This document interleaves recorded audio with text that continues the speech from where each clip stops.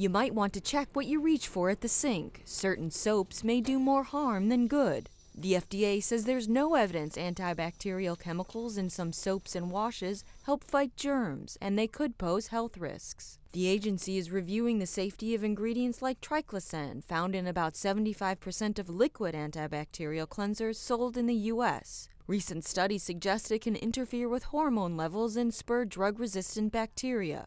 I think companies are going to be hard-pressed to show that this is safe and effective, and right now, all indication is that they're not safe and not effective. Environmental groups and researchers have long said triclosan is a public health threat. The Natural Resources Defense Council took the FDA to court to force action. Today's preliminary ruling would require manufacturers to prove their antibacterial soaps are safe and more effective than plain soap and water. If not, the product should be reformulated, relabeled, or removed from the market by 2016. The American Cleaning Institute, an industry advocacy group, says these products have been and are safe to use. They've been in use in the healthcare arena for more than 4 decades. They've been in the consumer market space for many years. So the fact is, there's your proof right there. Consumers use these products safely and effectively every single day. The FDA proposal only applies to personal hygiene products, not hand sanitizers, but could have implications for other antibacterial products. The agency will finalize its proposal in a year.